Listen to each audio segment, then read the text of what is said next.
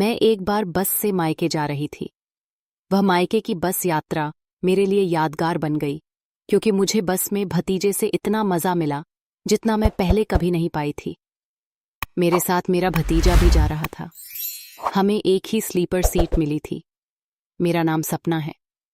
मेरी उम्र 35 साल है, लेकिन मैं बहुत खूबसूरत और गोरी रंग की हूं, इसलिए 24-25 साल की बेहद जवान लड़की लगती हूं, क्योंकि मैं अपनी खूबसूरती को बरकरार रखने पर बहुत ध्यान देती हूं। मेरे पतिदेव बाहर में रहकर नौकरी करते हैं। मेरे साथ मेरा भतीजा रहता है। वह कॉलेज से ग्रेजुएशन कर रहा है और उसकी उम्र 21 साल है, लेकिन वो मुझे बहुत मानता है। वो एक दिन मुझसे बोला, चाची, आप मुझे कभी कभी बहुत सुंदर लगती हो। मैं बोली, तू भी तो स्मार्ट सा हैंडसम लड़का है, तुझे तो अपने साथ की लड़कियां अच्छी लगती होंगी। मैं कहाँ से तुझे सुंदर लगने लगी तुझे? वो बोला, नहीं चाची, सच में आप बहुत सुंदर और गोरी हो। मैं आपको देखता हूं तो देखता ही रह जाता हूं। लड़कियों में वह बात नहीं जो आप में है। मैं मुस्कुराकर बोली, तुमको बस अपनी चाची की झूठी ही तारीफ करने को कह दो बस। बोला, नहीं मेरी प्यारी चाची, जब मौका मिलेगा तो मैं बताऊंगा कि आप कितनी सुंदर हो। फिर एक दिन मुझे अर्जेंट किसी काम से मायके जाना था, तो मैंने भतीजे से कहा, इतनी जल्दी से कोई ट्रेन का टिकट तो मिल नहीं पाएगा। तुम एक काम करो, किसी बस सर्विस से टिकट करवा लो और रिजर्व सीट देखना। थोड़ी देर बाद उसने कहा, चाची, मुझे बस में रिजर्व सीट मिल गई है, लेकिन एक ही सीट मिली है और वह भी अपर सीट है। मैंने कहा, कोई बात नहीं, हम दोनों उसी में एडजस्ट कर लेंगे। बस शाम को थी। मेरी ससुराल से मायका लगभग 8 घंटे की दूरी पर था। जाना तो मुझे अपने हस्बैंड के साथ चाहिए था, लेकिन मैं उनके साथ कहीं जाना पसंद भी नहीं करती हूँ, क्योंकि मेरे पतिदेव बिल्कुल भी हैंडसम नहीं है। उनको देखकर मुझे बहुत गुस्सा आता है। मैं सोचती हूँ, मेरी किस्मत ही खराब थी कि मेरी शादी इनसे हो गई। वह बाहर रहकर कमाते हैं। 5 महीने में एक बार घर आते हैं।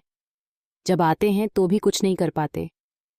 मुझे कोई मज़ा नहीं आता है और वह तुरंत ही थक कर सो जाते हैं। मुझे इतना गुस्सा आता है कि क्या बता ही पाए थे। मैं गुस्से में जब बोलती हूँ कि आपको मेरी ज़रूरतों की कोई परवाह नहीं रहती है, तो आपने शादी ही क्यों कर ली?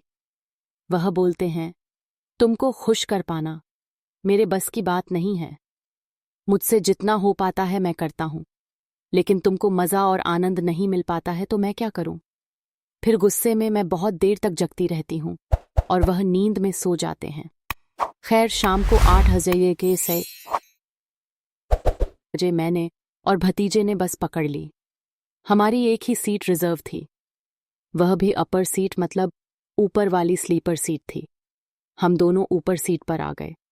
बस चल पड़ी। थोड़ी देर बाद हम लोगों ने खाना खा लिया। ड्राइवर ने लगभग रात के 10 बजे बस के अंदर की सारी लाइट बंद कर दी। उस दिन मैंने साड़ी पहनी हुई थी और बहुत खुशबूदार परफ्यूम लगाई हुई थी। मेरा परफ्यूम बहुत अच्छा महक रहा था। भतीजा बोला, चाची, आपकी खुशबू तो बड़ी लाजवाब है। मैं मुस्कुराकर बोली, पागल, यह मेरी खुशबू नहीं है, यह तो परफ्यूम की खुशबू है। मेरी खुशबू तो बस तुम्हारे चाचा जी ही जानते हैं।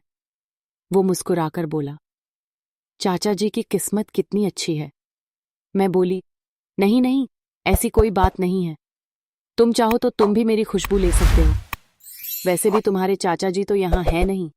वो मुस्कुराकर बोला, चाची, मैं तो बहुत दिन से इसी फिराक में था, लेकिन मुझे नहीं पता था मुझे इस तरह बस की यात्रा का मजा मिलेगा। फिर उसने मुझे उस सुख का एहसास करवाया जो मुझे मेरे पतिदेव कभी नहीं करवा पाए थे।